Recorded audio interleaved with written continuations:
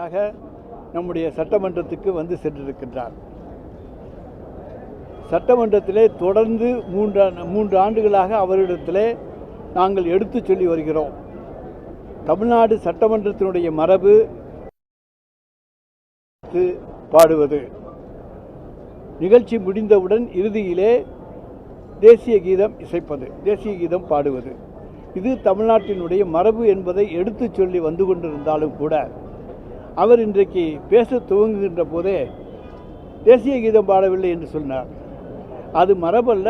நாங்கள் இன்றைக்கு உரை இங்கே நிகழ்த்த வேண்டும், அந்த உரையை நிகழ்த்துங்கள் என்கின்றதை சொல்லுகின்ற பொழுது திரும்ப திரும்ப அவர் எழுதி கொடுக்கப்பட்ட அல்லது தயாரித்து தரப்பட்ட அல்லது தமிழக அரசால் கொடுக்கப்பட்ட அந்த ஆளுநர் அறிக்கையை வாசிக்காமல் தானாக ஏதாவது வார்த்தைகளை எல்லாம் சொல்லி அதன் மூலமாக ஏதாவது இங்கே சட்டமன்றத்திலேயே பிரச்சனைகளை கிளப்ப முடியுமா என்று பார்த்தார்.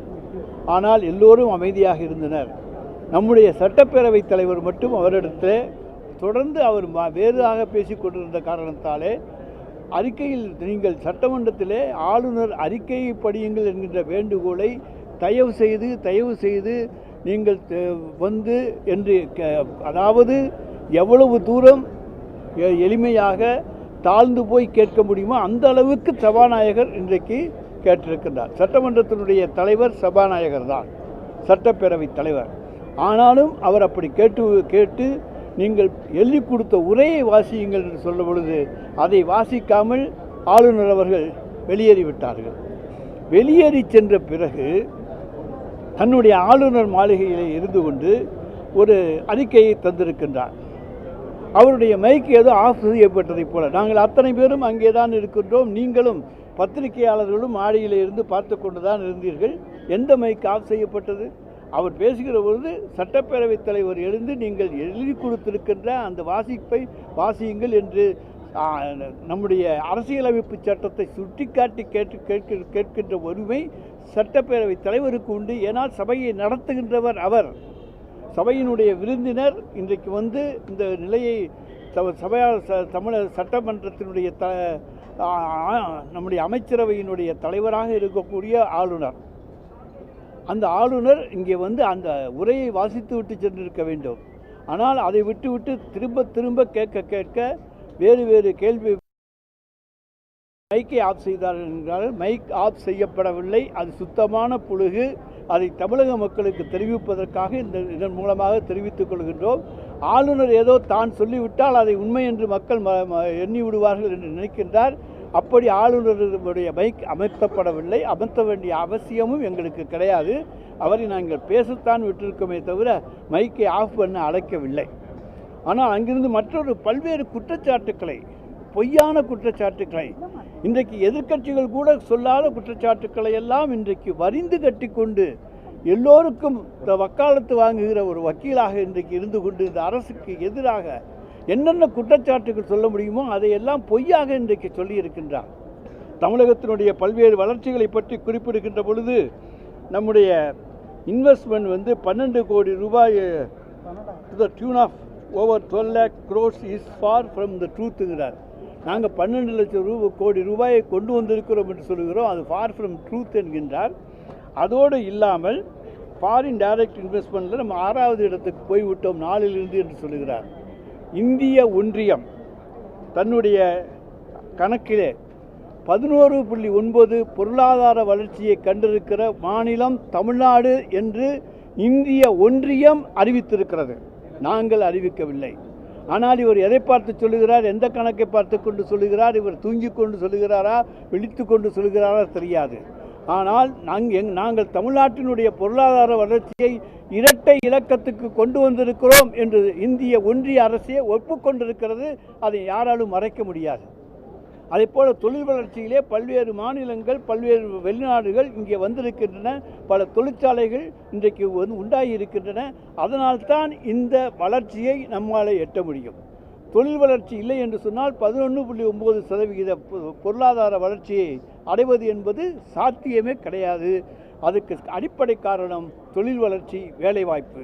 எனவே இந்த வேலைவாய்ப்பு, தொழில் வளர்ச்சி இவற்றை பற்றி ஆளுநர் சொல்லியிருப்பது முற்றிலும் உண்மைக்கு புறம்பானவை என்பதற்கு ஒன்றிய அரசினுடைய கணக்கெடுப்பே சரியானதாக உங்களுக்கு 11.9% பொருளாதார வளர்ச்சி என்பது தமிழ்நாட்டினுடைய வளர்ச்சி. அதை இன்றைக்கு ஆளுநர் அவர்கள் பொய்யாக வந்து சட்டமன்றத்தில் சொல்லுவதற்கு பதிலாக ஆளுநர் மாளிகையில் இருந்து இன்றைக்கு சொல்லியிருக்கின்றார். என்ன காரணம்? அது அவருக்கு தான் தெரியும். தமிழ்நாட்டின் மீது என்ன விரோதம் என்பது அவருக்கு தான் தெரியும். 11.9 பொருளாதார வளர்ச்சி எப்படி தமிழ்நாடு வந்தது என்று நீங்கள் தான் போய் கேட்க வேண்டும். 11.9% இங்கே தொழிற்சாலைகள் வரவில்லை, வேலைவாய்ப்பு பெருகவில்லை என்று சொன்னால் எப்படி 11.9% பொருளாதார வளர்ச்சியை தமிழ்நாடு எட்டும் என்று ஆளுநரை கேட்க வேண்டியவர்கள் நீங்கள் கேளுங்கள். ஆளுநர் வெளியே போன 10 நிமிஷத்துல 3 பக்கத்துக்கு அறிக்கை வருது. ஆமா, அப்ப அது முன் தயாரிக்கப்பட்டதா? முன்னாலேயே தயாரிக்கப்பட்டு தான் ஏன்னா ஆளுநர் இங்கிருந்து வெளியேறுகிறார். வெளியேறிய உடனேயே அந்த அறிக்கை ஆளுநர் மாளிகையிலிருந்து வருகிறது என்று சொன்னால் எல்லாம் திட்டமிடப்பட்ட வேலைகள் தான். எனவே அவங்க முன்னாலே தயாரித்து வச்சிருக்கலாம். எங்களுக்கு அதை பற்றி கவலை இல்லை. தமிழ்நாட்டை குறை சொல்ல வேண்டிய எனது தேர்தல் ஆண்டு 2026 தேர்தல் ஆண்டு. இதில் ஆட்சியை பற்றி ஏதாவது குறை சொல்ல வேண்டும் என்பதற்காக அவர் கனவு கண்டு கொண்டிருக்கிறார். 11.9% பொருளாதார வளர்ச்சியை மூடி மறைக்க யாராலும் முடியாது, எந்த சக்தியாலும் முடியாது என்பதை நான் தெரிவித்துக் கொள்கிறேன்.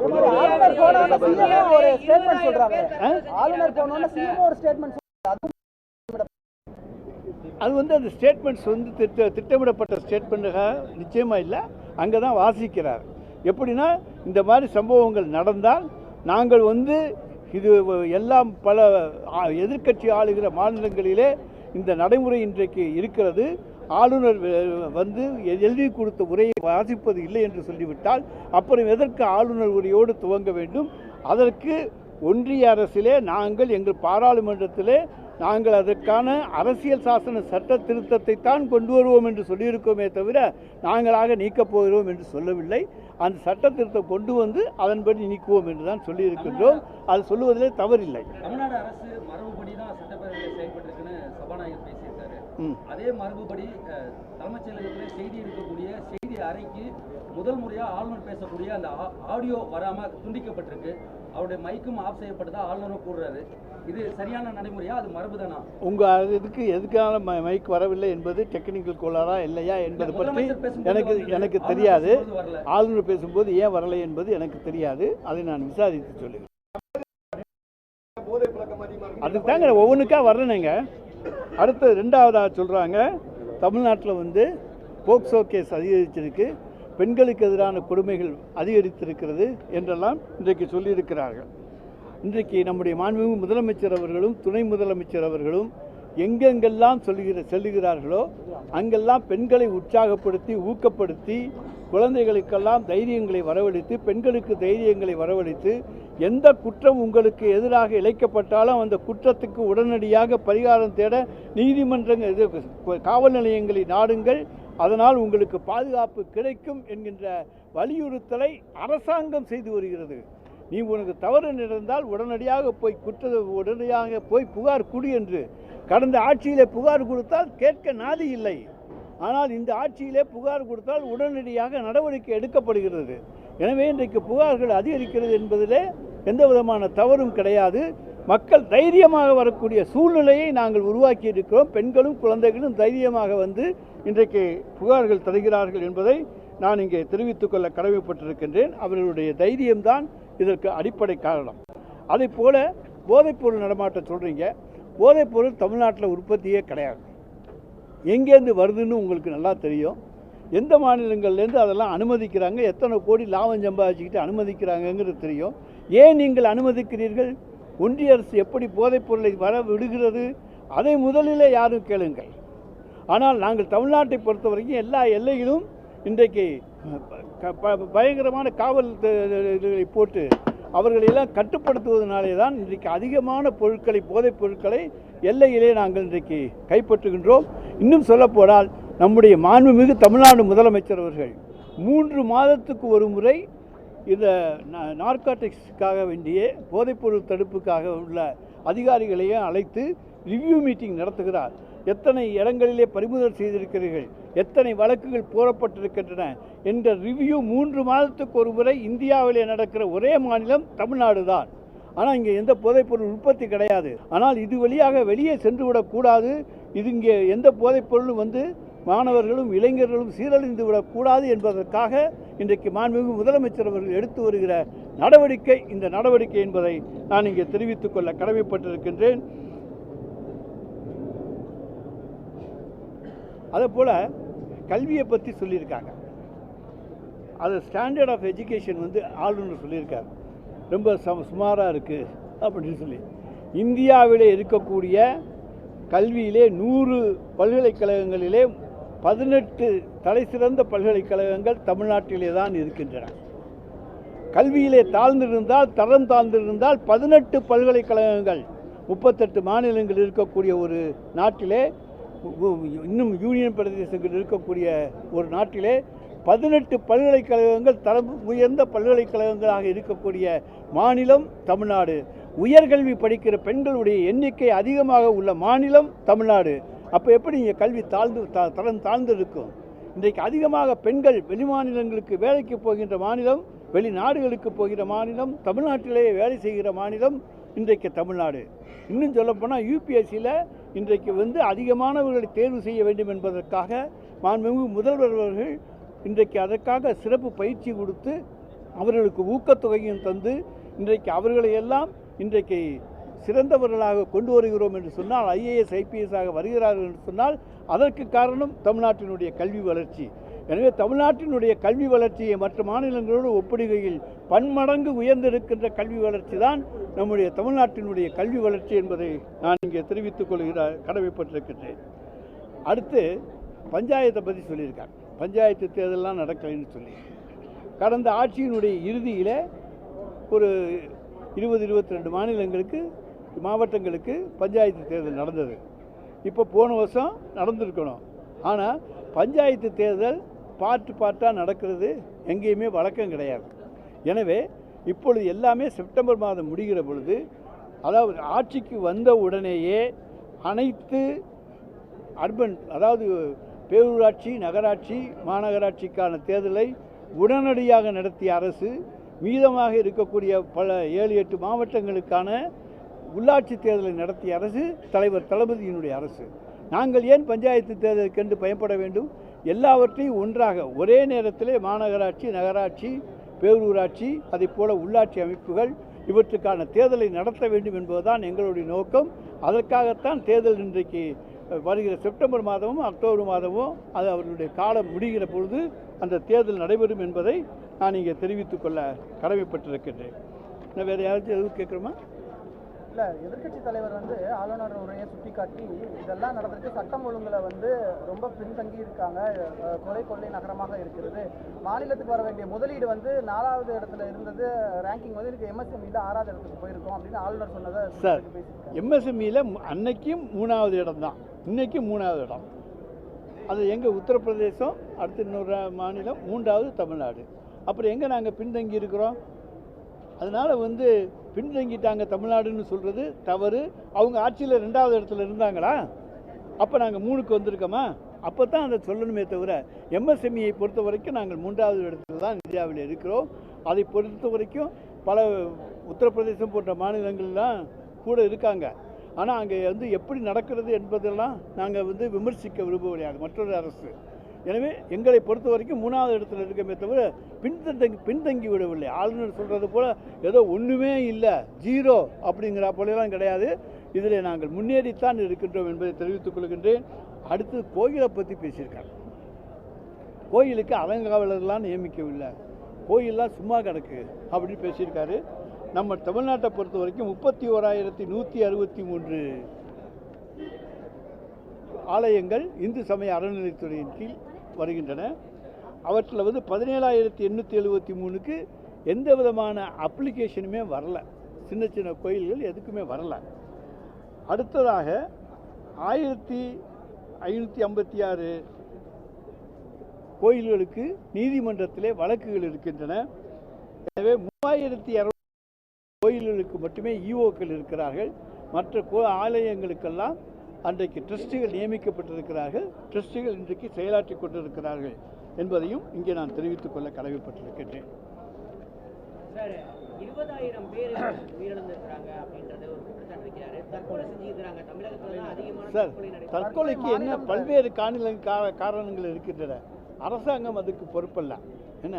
ஆனால் அவங்களுக்கு தேவையான உதவிகளை கேட்டிருந்தால் நிச்சயமாக அரசு செய்திருக்கும். தற்கொலைக்கு அரசு காரணமாக இருக்கவே முடியாது.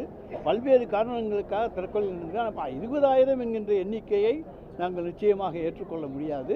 அந்த எண்ணிக்கையை சரிபார்த்து சொல்லுவோம். சார், ஸ்ரீரங்கம் கோவிலுக்கே அறங்காவலர் இன்னும் நியமிக்கப்படலை. ஆட்சி இப்போ இறுதி கட்டத்துக்கு வந்துருக்கு. 4 மாதங்கள் தான் இருக்குது. பெரிய கோவிலுங்கிறப்ப ஸ்ரீரங்கம் கோவிலுக்கே ஒன்றும் அறங்காவலர் நியமிக்கிறார். அது ஒன்று.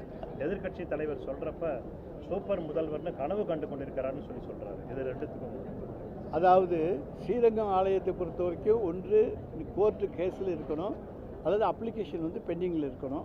அது என்ன என்பதை நான் அறநிலையத்துறையிலிருந்து கேட்டு சொல்லுகின்றேன். சூப்பர் முதல்வர் என்பது அதாவது சூப்பர்மேன், எல்லாவற்றிலும் வல்லவன் தான் ஒரு சூப்பர்மேன். எனவே எல்லாவற்றிலும் வல்லமை படைத்தவராக எங்களுடைய முதலமைச்சர் இருக்கிறார்.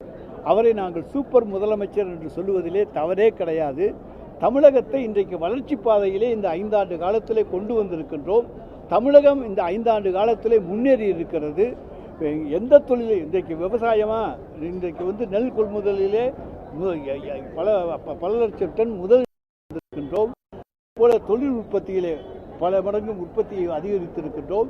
வெளிநாட்டு முதலீடுகளை ஈட்டிருக்கின்றோம். 11.69% பொருளாதார வளர்ச்சியை எட்டியிருக்கின்றோம். இன்றைக்கு எங்களால் பல்வேறு திட்டங்கள், மகளிர் உரிமைத் தொகையை இன்றைக்கு முழுமையாக நிறைவேற்றி கொண்டிருக்கிற ஒரே மாநிலம் இந்தியாவிலேயே தமிழ்நாடு தான். டெல்லியில் தேர்தலுக்கு அறிவிச்சிட்டு குறைச்சிக்கிட்டே வந்துட்டாங்க. மற்ற மாநிலங்கள்லாம் தயங்குறாங்க. ஆனால் முழுமையாக கொடுத்து கொண்டு உயர்த்தி கொடுத்திருக்கிற மாநிலம் 1,30,00,000 உயர்த்தி கொடுத்திருக்கிற மாநிலம் தமிழ்நாடு தான். அதே போல் மகளிருக்காக விடியல் பேருந்தை, கட்டணமில்லாத விடியல் பேருந்து,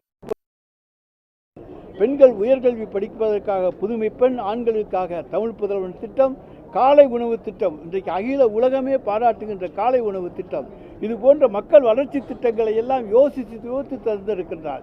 அதோடு இல்லாமல் வயதானவர்களுக்கு வீடு தேடி அவர்கள் வீட்டிலே கொண்டு போய் ரேஷன் பொருட்களை தருகிற தாயுமானவர் திட்டம், இப்படி எல்லா திட்டங்களையும் தந்திருக்கின்ற ஒரு முதலமைச்சரை சூப்பர் முதலமைச்சர் என்று அழைக்காமல் வேறு எப்படி அழைப்பது? தேசிய கீதம் மீண்டும் அவமதிக்கப்பட்டிருக்கிறது ஆளுநர். சார், தேசிய கீதத்துக்கு ஆரம்பத்திலே சொல்லிட்டேன். முதலில் தமிழ்தாய் வாழ்த்து, இறுதியில் தேசிய கீதம். அதுதான் தமிழ்நாட்டின் பழக்கம். நம்முடைய நிகழ்ச்சியில் சட்டமன்ற நிகழ்ச்சியினுடைய பழக்கம். அந்த மரபுப்படி தான் நாங்கள் நடந்திருக்கிறோம். மரபை மீறவில்லை. மரபை மீறினால்தான் தவறு. நாங்கள் மரபுப்படி நடந்திருக்கின்றோம். தேசிய கீதம் கடைசியில் இசைக்கப்படும். முதலிலே தமிழ்தாய் வாழ்த்து இசைக்கப்படும். முதல் கூட்டத்தொடரில் ஆளுநர் உரை, ஆண்டின் முதல் கூட்டத்தொடரில் ஆளுநர் உரை அப்படிங்கிற நடைமுறையை கைவிடுறதுக்கு ஏதாவது நடவடிக்கை எடுக்கணுமா முதலமைச்சர்? இன்னைக்கு அதாவது அது வந்து அரசியல் சாசன சட்ட திருத்தம் கொண்டு வந்து ஆண்டின் முதல் அறிக்கையில் முதல் கூட்டத்தொடர் ஆளுநர் அறிக்கையோடு துவக்க வேண்டும் என்பது, இது போன்ற நிலைமைகள் தொடர்ந்தால் நிச்சயமாக எல்லா மாநிலங்களும் ஒத்த கருத்துடைய எல்லா மாநிலங்களும் இணைந்து அந்த மாதிரியான ஒரு தீர்மானத்தை, அமெண்ட்மெண்ட்டை கொண்டு வருவோம். ஆளுநரோட தேநீர் விருந்து திமுக பங்கேற்கிறதா? அதை பற்றி முதலமைச்சர் முடிவு செய்வார். உடனுக்குடன் செய்திகளை தெரிந்து கொள்ள சன் நியூஸ் பெல் ஐகானை கிளிக் பண்ணுங்க.